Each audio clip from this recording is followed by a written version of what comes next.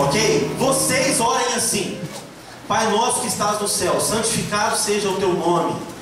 Venha o teu reino, seja feita a tua vontade, assim na terra como no céu. O que significa quando Jesus está ensinando a orar? Eu preciso falar disso primeiro. O que significa? Jesus está ensinando, porque os discípulos ensina a gente a orar.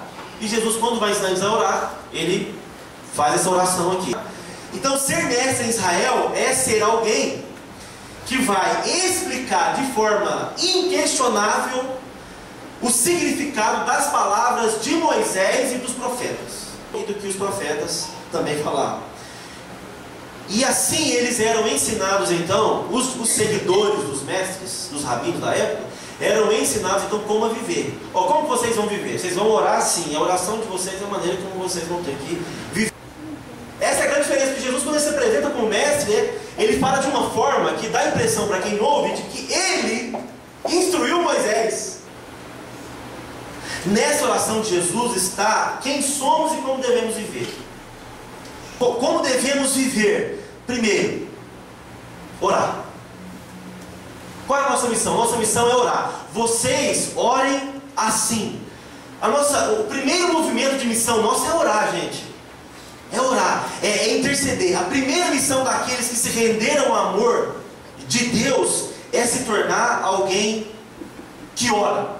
O que vamos fazer na história? Qual o nosso papel na história? No que devemos nos envolver e no que devemos não nos envolver? Qual a nossa responsabilidade na história? O que vamos permitir e o que não vamos permitir? O que vamos concordar e o que não vamos concordar? É na oração que você interage com essas coisas. Apocalipse capítulo 5 diz lá que João tem uma visão. Uma visão de um livro. E que ninguém, segundo a visão de João, era digno de abrir o livro. E João, ele chora muito, porque ninguém era digno de abrir o livro, de pegar o livro e de abrir o livro. E diz o texto lá de Apocalipse 5 que ele chorava muito, porque aquele livro representava não só a redenção da raça humana, mas a redenção de todo o universo. E é por isso que João chora muito, porque ninguém é digno de abrir o livro. Então por isso ele chora muito. Mas daí um ancião se aproxima de João e diz para ele, aquele lá é digno de abrir o livro. O ancião está vendo um leão, o leão da tribo de Judá. Mas quando João olha na direção que ele está apontando, ele não vê um leão, ele vê um cordeiro que foi morto em sacrifício. Então o ancião diz assim, o leão da tribo de Judá é digno de abrir o livro. Quando João olha, ele não consegue ver um leão, ele vê um cordeiro que foi morto em sacrifício. Ou seja, ele não consegue ver o leão, ele consegue ver o cordeiro. E quando ele avista o cordeiro, esse cordeiro se aproxima do trono, se aproxima daquele que está sentado no trono, e toma o livro, e pega o livro. Quando o cordeiro pega o livro, imediatamente os anciãos e os seres viventes se prostram diante dele e começam a cantar, diz Apocalipse 5, um novo cântico. E nesse novo cântico diz assim: tu és digno de receber o livro e de abrir os seus selos, pois foste morto, e com teu sangue compraste para Deus gente de toda tribo, língua, povo e nação. Tu os constituíste reino e sacerdotes para o nosso Deus, e eles reinarão sobre a terra. Os sacerdotes reinarão, está lá, reinarão sobre a terra. Como que sacerdote reina? Sacerdote reina orando.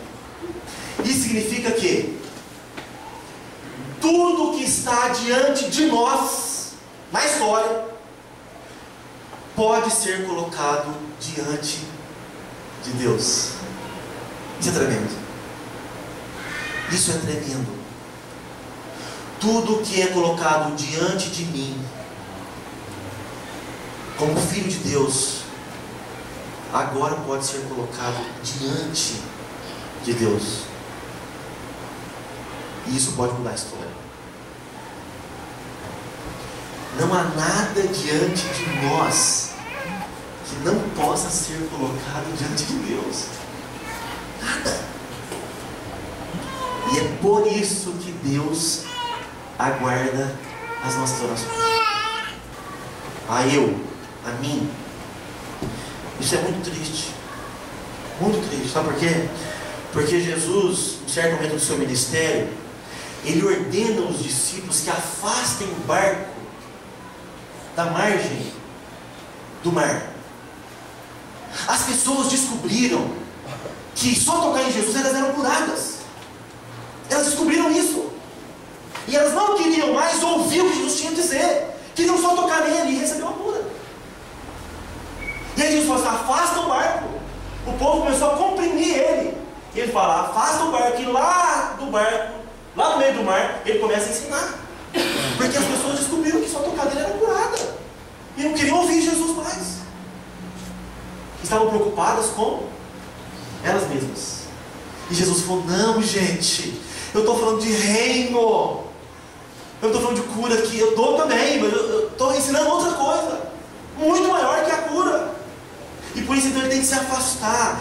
Isso significa que nós podemos nos tornar sacerdotes em estado de reino, ou nós podemos nos tornar sofredores no estado de angústia.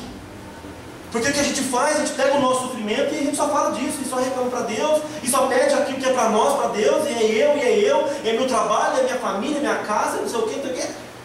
E nós vamos nos tornando sofredores em estado de angústia, porque tem sempre alguma coisa que a gente quer que Deus resolva. Mas não! Deus quer que sejamos sacerdotes em estado de reino. E a nossa primeira missão é interceder, é orar. Segundo, qual que é a nossa missão? A nossa missão, além de orar, é ser filho de Deus. É eu ser filho de Deus, porque diz lá, Pai Nosso. Gente, só Jesus Cristo nos ensinou a chamar Deus de Pai. Só Jesus. Ninguém nunca chamou Deus de Pai. Só Jesus é que fez isso. Então alguém pode dizer assim: isso é o nosso estado agora, né? Nós somos filhos de Deus. Sim, no momento em que a gente fomos aceitos como filhos de Deus, nós recebemos esse status, né, de filhos de Deus. Agora, uma coisa é ter o status de filho de Deus, e a outra coisa é ter a vida dele, de Deus. E você pode pensar que a missão de ser filho de Deus é obedecer a Ele. A primeira coisa que vem na cabeça é obedecer a Deus. Ser filho de Deus é obedecer a Deus. Não é. Não é. Para a tristeza de muitos de nós, ser filho de Deus não é obedecer a Deus. Obedecer a Deus faz parte do ser filho de Deus. Não estou falando que você não vai obedecer, não, tá bom? Mas ser filho de Deus é, antes de tudo, desfrutar de Deus. Ele conta uma terceira parábola. E finalmente ele diz assim: eu não estou mais com vocês, porque vocês não amam nem mesmo a Deus. Vocês não amam apenas as pessoas, mas vocês não amam nem a Deus. E daí ele conta então a parábola lá do filho pródigo. Certo? Aí o pai vai atrás do filho mais velho e fala assim: rapaz, filho, vamos lá. O seu irmão estava perdido e foi achado. Ele estava morto e reviveu. Vamos lá.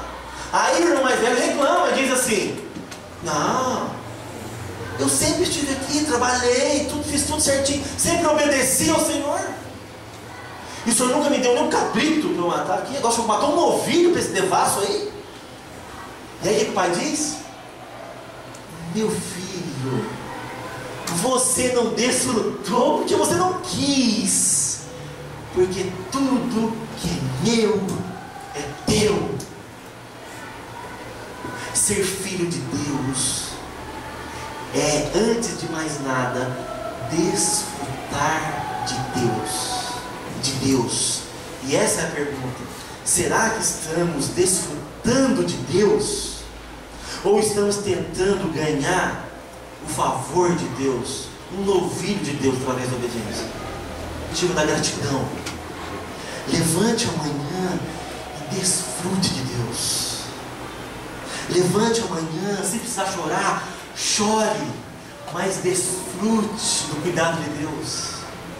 Se amanhã você não sabe o que vai acontecer no seu trabalho, na sua empresa, na sua família, nas suas finanças, se amanhã você não sabe disso, desfrute da confiança em Deus. De Deus. Terceiro, a nossa missão, além de orar e além de ser filho de Deus, é santificar o nome de Deus. Santificado seja o teu nome. O que é santificar o nome de Deus? É demonstrar Deus. É demonstrar Deus às pessoas. Tem uma história muito interessante que me abençoou muito a minha vida essa semana. Eu estava lendo, e nessa história diz o seguinte: um cristão, ele foi preso. Mas ele foi preso lá e se converteu. E depois trouxeram para ficar na cela junto com ele um ateu. E esse cristão então fazia as orações dele no canto lá. Tá? O ateu falou: já chegou dando aviso. Você é cristão, estou sabendo, né? Não quero saber que você falar de Deus para mim, não quero saber de Deus, de nada, eu sou ateu, tá ok? Tudo bem. E eles tiveram que conviver na mesma cela. E todos os dias esse cristão ia lá, orava, buscava o seu Deus, até o dia que o ateu ficou doente.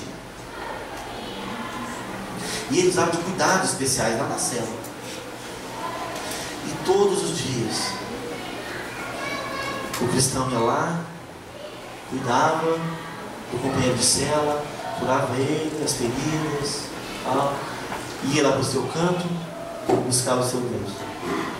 Outro dia de manhã ele ia lá, cuidava, sarava as feridas. E isso foi acontecendo. Foi acontecendo. Até o dia que o ateu perguntou para ele assim: deixa eu fazer uma pergunta.